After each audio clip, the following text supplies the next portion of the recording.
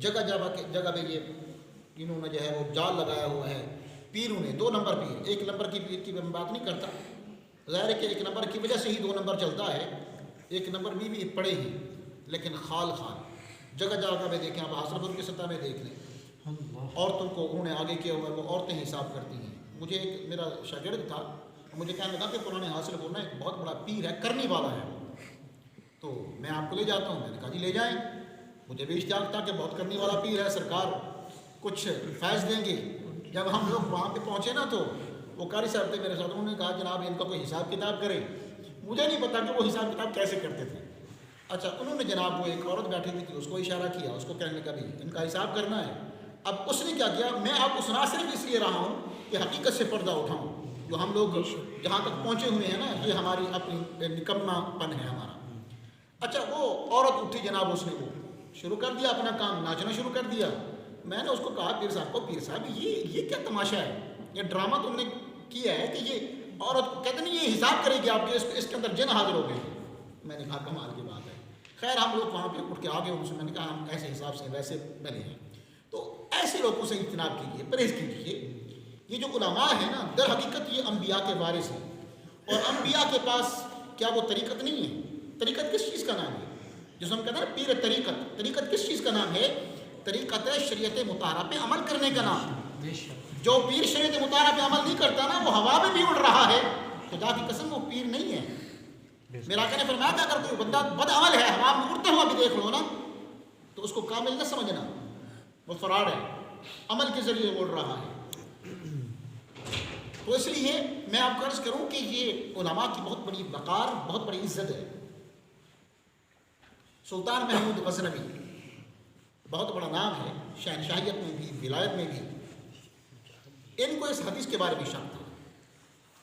یہ جو حدیث ابھی میں نے آپ کو سنائی ہے نا کہ سرکار نے فرمایا کہ یہ علماء میرے وارث ہیں، اور مورخین لکھتے ہیں کہ یہ 3 باتیں ایسی تھیں جس کے بارے میں اس کو شک تھا۔ ایک یہ حدیث مبارکہ، اور ایک اس بندے کو، یہ اوائل کی بات ہے، اس کی بات نہیں کرتا، اوائل کی بات، جب دھکا نہیں لگا تھا۔ یہ چوٹ ہی لگتی ہے بندے کو جب بندہ راہ راست پہ آتا ہے۔ اور دوسرا اس کو شک تھا کہ میرا باپ سلطان سبکتگین ہے یا اس کے علاوہ کوئی اور ہے میرا باپ، یعنی باپ کے بارے میں بھی اس بندے کو شک تھا۔ اور تیسرا شک تھا اس بندے کو قیامت کے بارے میں، کہ قیامت قائم ہوگی یا نہیں ہوگی، یا کیا صورتحال ہوگی۔ فرماتے ہیں کہ ایک مرتبہ ایسا ہوا کہ یہ سونے کا شمعدان لے کر اس کے نوکر ملازم ان کی جرمٹ میں یہ باہر نکلا۔ بال کیا دیکھتا ہے کہ ایک طالب علم ہے دین کا، وہ سبق یاد کر رہا ہے، رات کی تاریکی تھی، تنہائی تھی رات کی، اور جب اسے سبق بھولتا ہے تو وہ 7 ہندو کی دکان تھی، اس کی شمع روشن تھی، اس روشنی میں آتا ہے، وہ سبق کو دیکھتا ہے، پھر واپس چلا جاتا ہے۔ وہ رک گیا، اس نے کہا کہ میں اس کا تماشا دیکھوں یہ بچہ کرتا کیا ہے۔ 3-4 مرتبہ جب وہ آیا نا تو بادشاہ کو پسینہ آیا۔ اس نے کہا کہ یار اتنی مشقت میں، اتنی تکلیف میں کہ یہ بچہ ادھر سے اٹھتا ہے، ہندو کی دکان پہ آتا ہے، ادھر سبق دیکھتا ہے، پھر وہاں پہ چلا جاتا ہے، پھر وہیں سے یہاں پہ آتا ہے۔ اس نے اس نوکر کو، اس ملازم کو حکم دیا جس نے وہ سونے کا شمعدان اٹھایا ہوا تھا، کہنے لگا کہ یار یہ شمع جو ہے نا یہ اس بچے کے حوالے کر دیں۔ اس نے کہا کہ وہ کیوں؟ کہنے لگا کہ مجھے بڑی تکلیف ہوئی کہ یہ بچہ معصوم سا بچہ ہے، جب اسے سبق بولتا ہے تو یہ 7 ہندو کی دکان پہ جاتا ہے، اس کی شمع پہ وہ سبق دیکھتا ہے، پھر واپس پلٹتا ہے۔ کہنے لگا کہ اس کو دے دو۔ شمع اس کو دے دیا گیا۔ رات کا وقت تھا، بادشاہ واپس آیا، رات کو سوتا ہے۔ اب ہوا یہ کہ سر کی آنکھ لگتی ہے، دل کی آنکھ کھلتی ہے، قسمت کا ستارہ چمکتا ہے، سرکار دو جہاں سے تشریف لاتے ہیں۔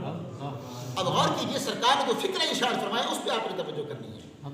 سرکار تشریف لایا، سرکار نے فرمایا او سلطان سبکتگین کے بیٹے سلطان محمود، تو نے میرے دین کے وارث کی مدد کی ہے، جا کل قیامت کے دن میں تیری سفارش کر کے تجھے جنت میں لے جاؤں۔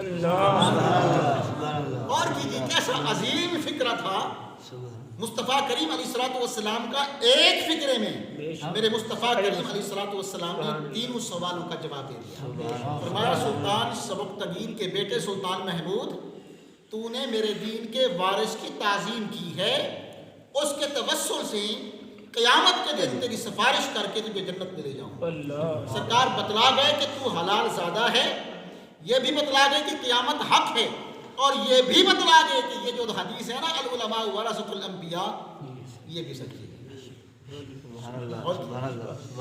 تو اسی لیے آج اگر ہم طلباء کی تعظیم کرتے ہیں، مہمان رسول کی تکریم کرتے ہیں، تو وہ ہم ایسے نہیں کرتے۔ اس کی وجہ یہ ہے کہ ان کا تعلق دین سے ہے، اور حدیث مبارکہ میں آتا ہے کہ صحیح معنی جو طالب علم ہوتا ہے اس کے قدموں کے نیچے رب ذوالجلال کی رحمت کے فرشتے پر بچھاتے ہیں۔ کیا میرے بھائی اور بھی تو ہیں نا، کیا ان کی عزت، ان کا وقار ایسی ہے؟ ہرگز ایسا نہیں ہے۔ اور میرا بھی کوئی ذاتی مقام نہیں ہے۔ اگر رب کو ذوالجلال نے اس بندہ نچیز کو کوئی عزت سے نوازا ہے تو وہ میرا کمال نہیں ہے، وہ اس دین کا کمال ہے جو رب ذوالجلال نے مجھے عطا کیا ہے۔ بندے کا ذاتی کوئی کمال نہیں ہوتا، جو وصف اس کے اندر پائی جاتی ہے اسی کا کمال ہوتا ہے۔ اب اس بچے کا